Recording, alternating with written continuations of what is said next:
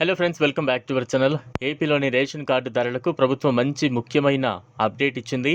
మీ ration కార్డుని తక్షణం update చేయించుకోవాల్సి ఉంటుంది. అంటే మీ రేషన్ కార్డులో కేవైసీ పూర్తి చేయాల్సి ఉంటుంది. నిర్ణీత గడువులోగా కేవైసీ చేయించుకోకపోతే రేషన్ ఆగిపోతుంది. దీనికి సంబంధించిన పూర్తి వివరాలు ఇప్పుడు చూద్దాం. రేషన్ బియ్యం పంపిణీలో మరింత పారదర్శకత కోసం ప్రభుత్వం కేవైసీ చేపట్టింది. రేషన్ కార్డు కలిగిన ప్రతి ఒక్కరూ కేవైసీ పూర్తి చేయాల్సి ఉంటుంది. అనర్హుల్ని రేషన్ జాబితా నుంచి తొలగించేందుకు ఈ ప్రక్రియ నిర్వహిస్తున్నారు. రేషన్ కార్డుదారులు కేవైసీ పూర్తి చేయడం చాలా తేలిక.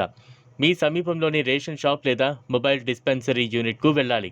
అక్కడ ఉండే పోస్ పరికరంలో మీ వేలి ముద్ర వేస్తే చాలు కేవైసీ పూర్తవుతుంది.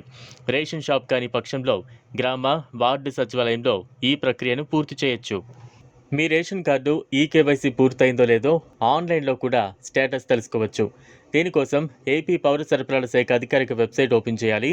తర్వాత డాష్ బోర్డ్ క్లిక్ చేస్తే రేషన్ కార్డ్ సెక్షన్లో ఈపీడీఎస్ అప్లికేషన్ సెర్చ్ లేదా రైస్ కార్డ్ సెర్చ్ ఆప్షన్ ఎంచుకోవాలి. ఇప్పుడు మీ రేషన్ కార్డు నెంబర్ ఎంటర్ చేస్తే స్క్రీన్పై కుటుంబ సభ్యుల వివరాలు కనిపిస్తాయి. మీ పేరెదురుగా సక్సెస్ లేదా ఎస్ అని కనిపిస్తే కేవైసీ పూర్తయినట్లు లేదా పెండింగ్లో ఉందని అర్థం.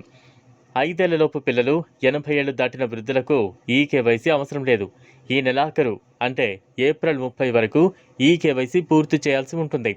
లేకపోతే మే నెల రేషన్ అందదు.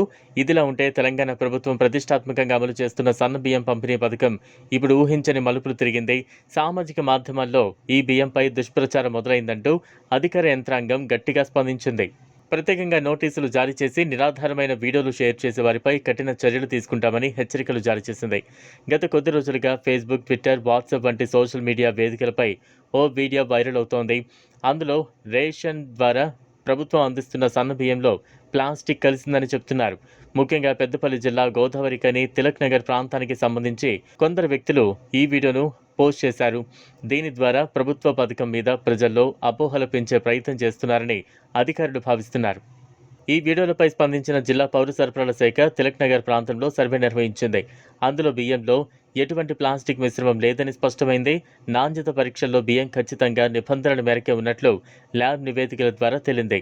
తద్వారా ఇది తప్పుడు ప్రచారమని అధికారులు అధికారికంగా ప్రకటించారు.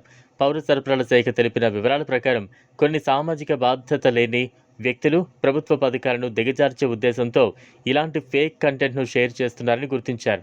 ప్రజల్లో భయం, ఆందోళన కలిగించాలనే ఉద్దేశంతోనే పథకంపై విశ్వాసం తక్కువయ్యేలా చేయడమే వారి లక్ష్యమని తెలుస్తోంది. ఈ వీడియో మీకు నచ్చినట్లయితే లైక్ చేయండి, షేర్ చేయండి, ఛానల్ను సబ్స్క్రైబ్ చేసుకోండి. Thanks for watching.